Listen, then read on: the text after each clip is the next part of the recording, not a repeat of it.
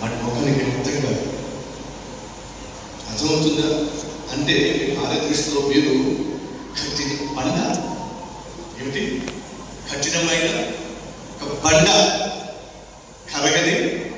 కరగదు అది మన అభిప్రాయం. చెప్పొచ్చేది తెలుసు. మరణించి తిరిగి లేచిన తర్వాత గట్టిగా లేచా యెరూషలేములో ఒకసారిగా ఆకాశంలో వెళ్ళి ప్రత్యక్షమై నేను సిలువ వేశాను, సమాధి చేశాను, మరణాన్ని గెలిచి తిరిగి లేచా, నేను మెస్సయ్యను అన్నాడు. స్త్రీ సమాధి దగ్గర యేసయ్య సమాధిలో నీడని చెప్పి చూసి ఎవరిని ఎత్తుకుపోయారేమో అనుకొని ఏడు చేస్తూ ఉంటే ఆమెను చూసి యేసు ఏమన్నాడు తెలుసా? అమ్మా, నువ్వు ఎందుకు ఏడుస్తున్నావు? మరణించి తిరిగి లేచిన యేసు అన్న మాట ఏంటో తెలుసా మీకు? అమ్మా, ఎందుకు ఏడుస్తున్నావు? ఈరోజు ఇక్కడికి వచ్చిన ప్రతి ఒక్కరితో యేసయ్య అదే అంటున్నాడు. ఎందుకు ఏడుస్తున్నావు? ఇందాక కొంతమంది సహోదరులు దిగులుతో, బాధతో ప్రార్థన చేయండి, పెళ్ళై 10 సంవత్సరాలు అయింది, పిల్లలు లేదు, దిగులు.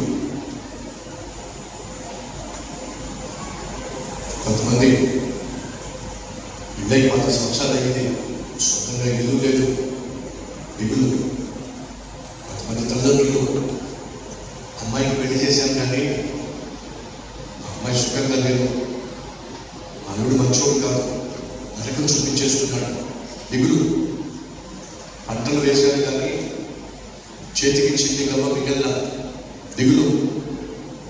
అబ్బాయి మీద అమ్మాయి మీద ఆశలు పెట్టుకున్నారు, బాగా చదువుతుందని చెప్పి. కానీ వాడిని చూసిన ప్రతిసారి, అమ్మాయిని చూసిన ప్రతిసారి మీ మనసులో ఒక దిగులు. అమ్మాయి వయసేమో 30 సంవత్సరాలు వచ్చేసింది, ఇంకా పెళ్లి కాదా, పెళ్లి సంబంధం కుదరలా, దిగులు. రెక్కలు మొక్కలు చేసుకుని పని చేస్తున్నా పైసా మిగల్లా, వచ్చినట్టుగానే అప్పులు వాడికి ఇచ్చేయాల్సి వస్తుంది, ఈఎంఐలు కట్టాల్సి వస్తుంది, దిగులు.